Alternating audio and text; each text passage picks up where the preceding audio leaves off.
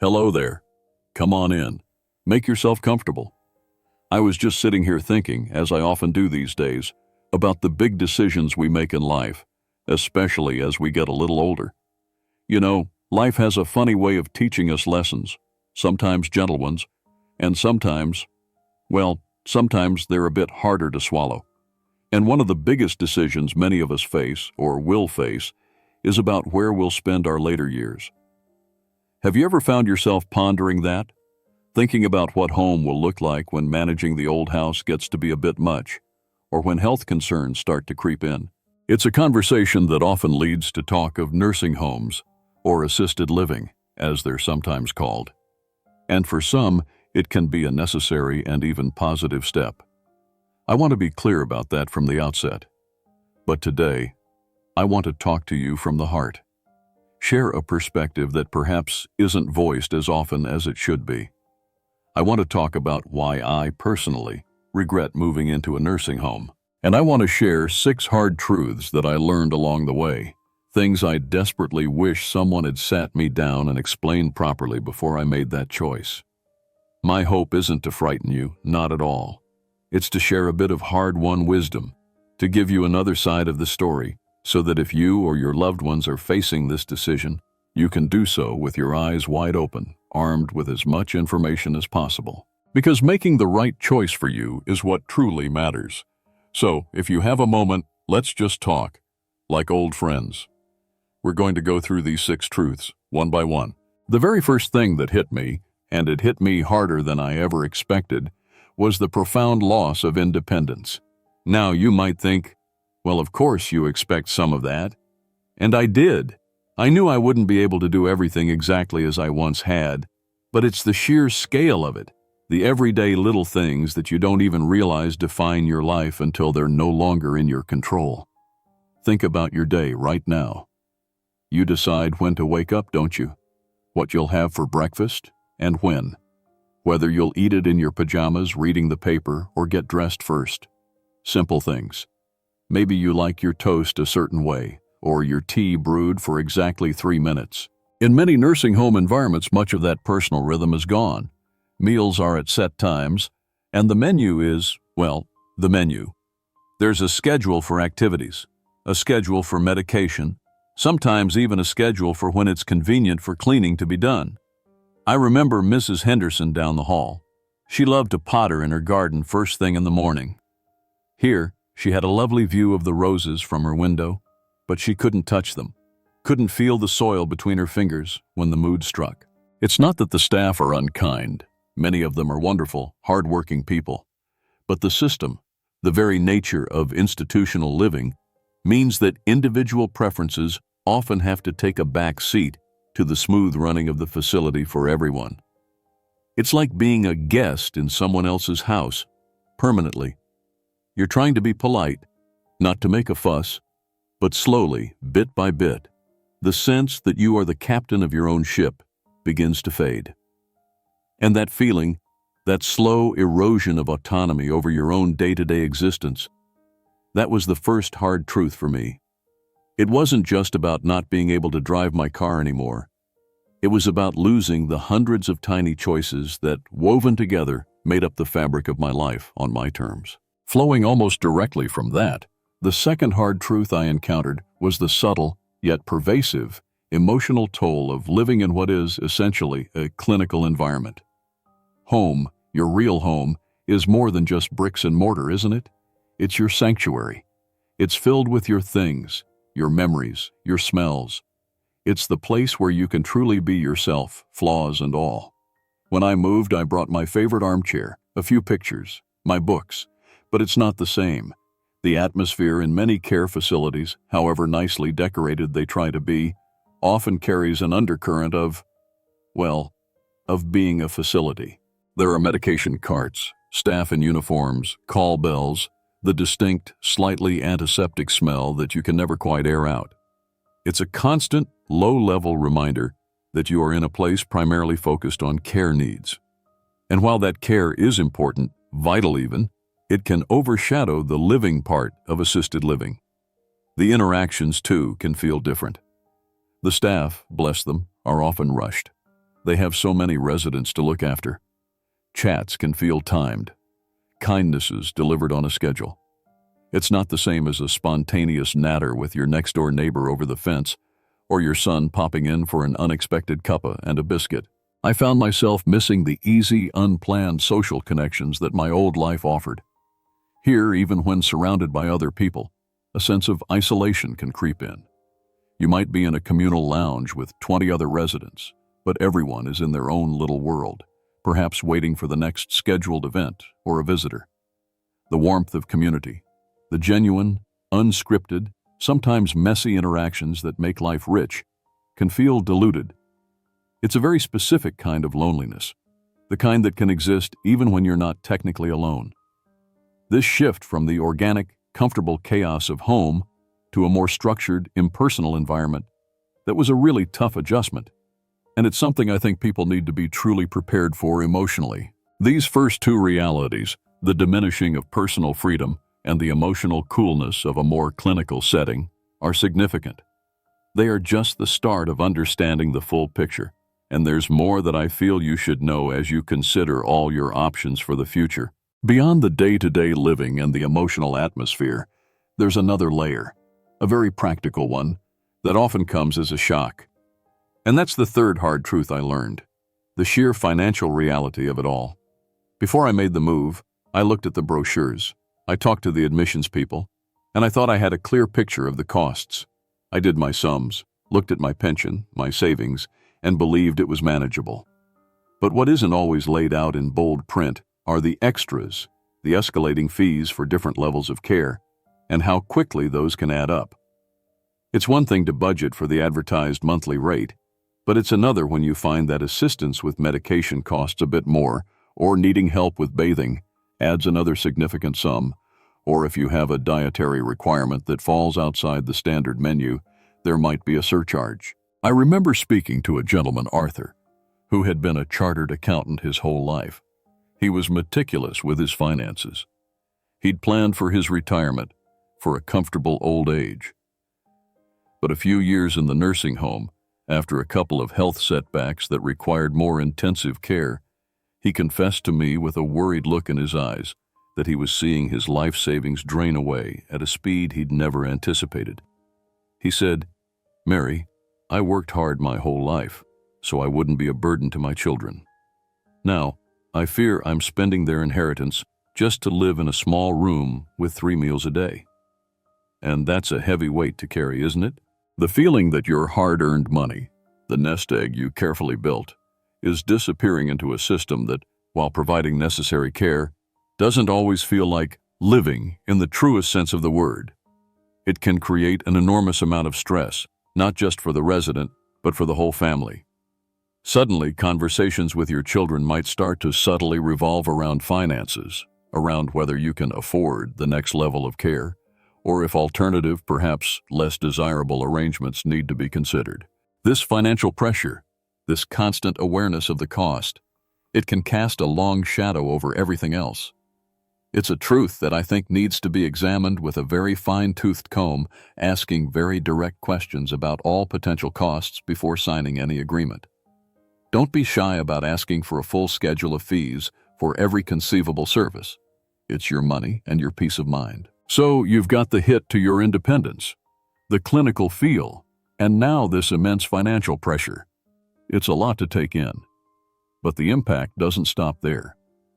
Another aspect, and this is the fourth hard truth I want to share, is how the environment can affect you both physically and mentally, often in ways you don't foresee. Now, most nursing homes will tell you about their activity programs, and they do have them. There might be bingo, a sing-along, perhaps some gentle exercise classes. And for some, that's wonderful. But what if those activities don't particularly appeal to you? What if your passions lie elsewhere? I used to love spending hours in my little workshop, tinkering with old clocks. It kept my hands nimble and my mind sharp. My friend, Eleanor, was a voracious reader and part of a lively book club that met every week. Here, the workshop is non-existent, and while there's a small library, it's not quite the same as browsing in a beloved bookshop or discussing a novel in depth with fellow enthusiasts. The risk, and I saw this happen to many, is that if the stimulation provided doesn't match your interests or your previous level of engagement, you can inadvertently become more passive, more sedentary. It's easy to fall into a routine of just sitting in your room or watching television for hours on end, simply because there isn't anything else that truly sparks your interest or challenges you. Daily life in your own home, even with its struggles, often involves a certain amount of inherent activity and problem solving. You're managing bills, cooking meals, perhaps tending a small garden patch, walking to the local shop. These small, everyday tasks keep your mind working and your body moving in natural ways. When all of that is taken care of for you and the provided activities aren't a good fit, there can be a subtle but definite decline. I've seen bright, engaged people become more withdrawn, their worlds shrinking. It's not always a dramatic thing, but a slow fading of that vital spark. And physically, if you're not motivated to join in the group exercises, and the opportunities for the kind of movement you enjoy are limited, your physical strength and mobility can diminish more quickly than they might otherwise. It's this mismatch between the generalized care and activity schedule and the specific, deeply personal needs of an individual's mind and body that can be a real, though often unspoken, challenge. This was a truth that I hadn't fully appreciated, how much my familiar routines and personal hobbies contributed to my overall well-being, and how their absence could create a void. And it's this void that can sometimes lead to a quicker decline than if one had found a way to stay in a more personally stimulating environment, even if it meant bringing more help into one's own home.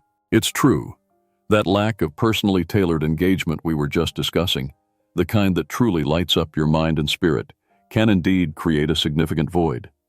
And this void, unfortunately, often extends into another crucial area of our well-being: our need for genuine connection, and equally important, our need for privacy.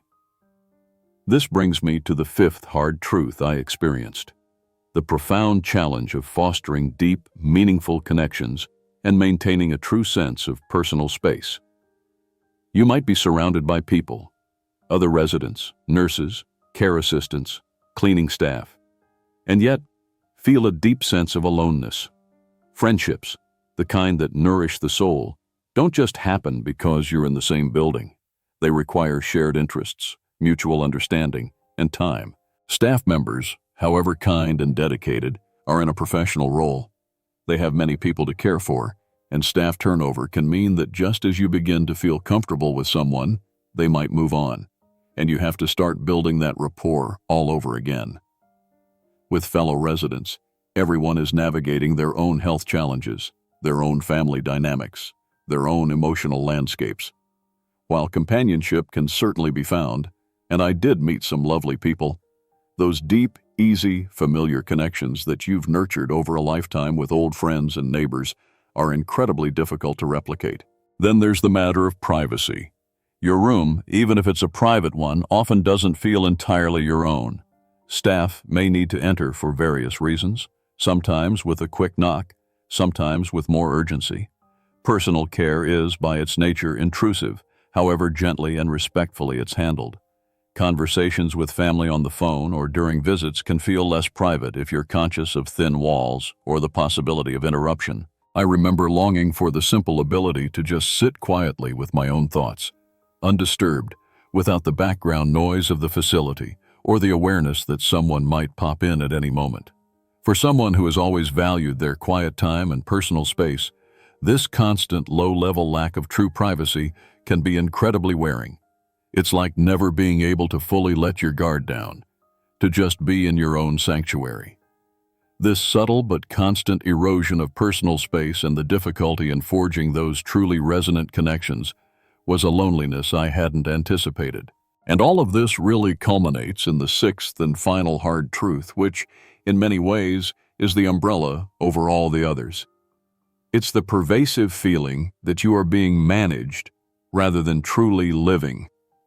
Life can begin to feel like a series of scheduled events: medication times, meal times, activity times, bathing times.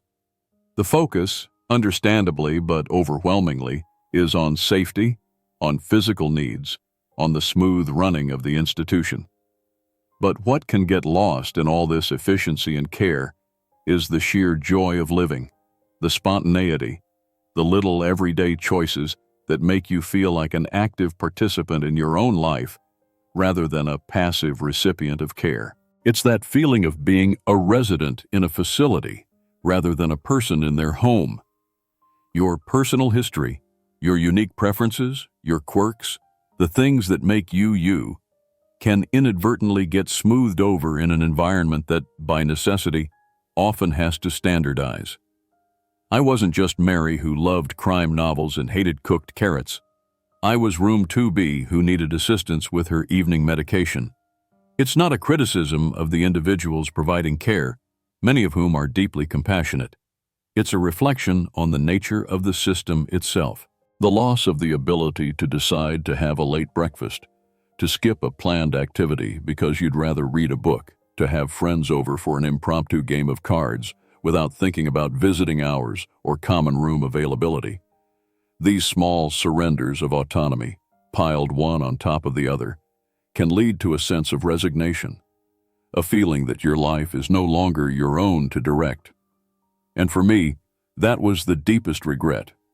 The sense that the vibrant, sometimes messy, but always self-directed life I had known had been replaced by something more controlled, more predictable, and ultimately less fulfilling.